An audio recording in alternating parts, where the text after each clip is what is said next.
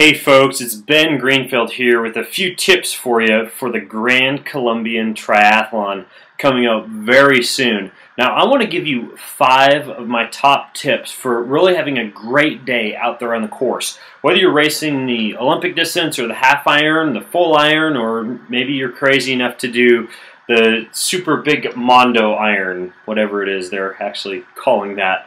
Either way, here are some things to think about. The first thing is that no matter which event you're doing, as soon as you finish the swim, you're going to be climbing a pretty big hill on your bike. And it's a hill that keeps going up and up for a long period of time. And sometimes it can get kind of tricky to figure out if you're supposed to climb it in your aero position, if you're supposed to be sitting up as you climb, if you're supposed to be standing. The way that I would approach this hill is I would start at the base riding in your aero position and choosing a gear that allows you to kind of spin at a little bit faster pedaling rate so that your legs aren't exhausted by the time you get to the top. Now this hill will get steeper as you climb. Once you get to the point where the aero position feels a little bit, the best way to put this would be awkward, as if you're not quite able to get as much power as you can while you're down in that position and you're climbing the hill, then you sit up. And when you sit up, you'll begin to be able to use your glutes and your hamstrings a little bit more. And this will let you power up the hill just a little better. Now, as you're climbing the hill, you're going to get to some switchbacks. And on the switchbacks, they get a little bit steep. These would be the periods of time where you'd want to stand. And stand as you go around the switchbacks, climb, and then get down into the seated position again as soon as you can. If on the hill you ever experience kind of a place where it levels out, gets a little bit flatter, isn't quite as steep, get back into your aero position and continue that pattern of seated in most cases, standing on the switchbacks, and then aero when the hill gets a little bit shallow all the way to the top. And that will help you climb that hill with optimum efficiency. So the second thing is that it tends to be windy, especially when you get up there to the top of that hill and you're kind of up in the plains. When it's windy like that, think about a few things. First of all, try and stay in the aero position as much as you can. And if you're not riding a bicycle that has aero bars, consider between now and the race maybe getting some aero bars and putting them on your bike so you can kind of stay a little bit lower and out of the wind.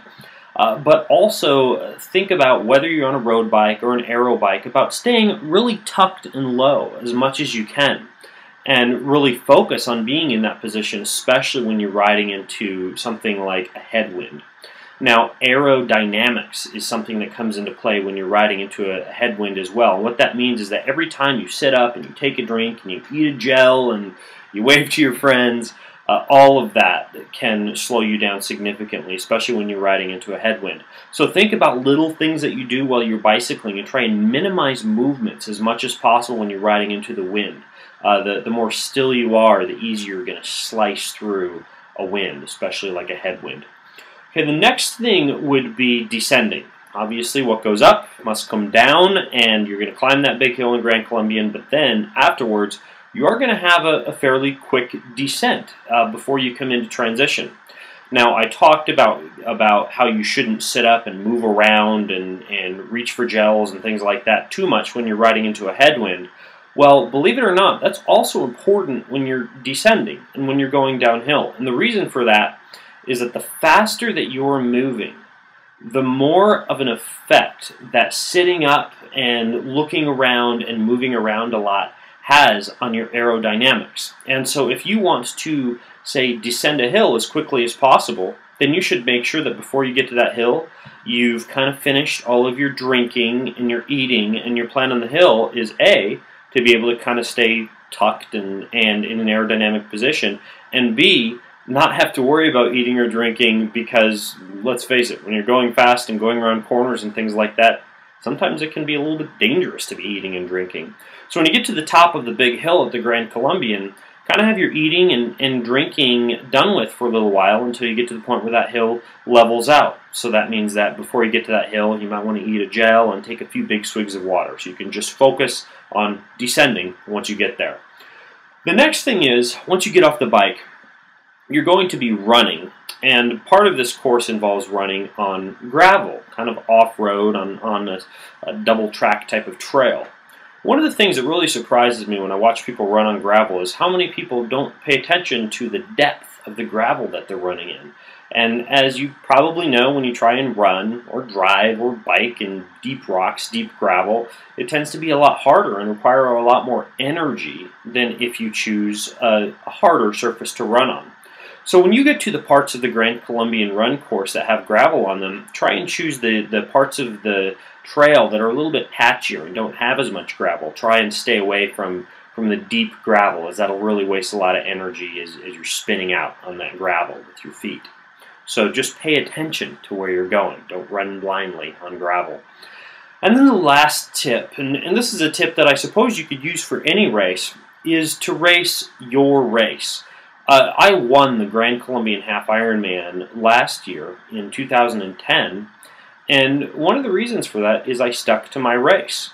The person who was in first place for a long time passed me on the bike, and rather than go at a higher intensity than I knew that I really could to keep up with him, I let him go on ahead of me, and I decided to stick to my guns, race my race, stay within what I knew I was capable of doing. And then when I transitioned off the bike and got onto the run, I continued to run at a pace that I knew I could run at until the very last part, about halfway through the run, where I started to increase the intensity because I knew at that point I could do it without getting tired too early, or without doing what's called blowing up. And I did end up catching the first place person and passing them and winning the race. But up to that point where I passed them, I was more focused on racing my race, staying within the zones that I knew I was capable of staying within, and not kind of ruining my race or having a bad day because I tried to let someone else dictate the pace. So race your race. Know what you're capable of and stick to your guns. You know, if somebody passes you on the hill, don't freak out trying to speed up and pass them back. Just stick to your race, and you'll be surprised at what happens on race day when you do that. So that's what I have for you for your 5 tips for the Grand Colombian Race Course. I'll be out there on race day, the night before the race. We are going to do a little bit of a talk, answer your last-minute questions about the race course, etc. So if you show up the day before and you're camping or you're staying in town there, come on out. Keep your eyes on the website for the actual time that we're going to do that little Q&A with me before the race, and I'll see you out there at the Grand Colombian.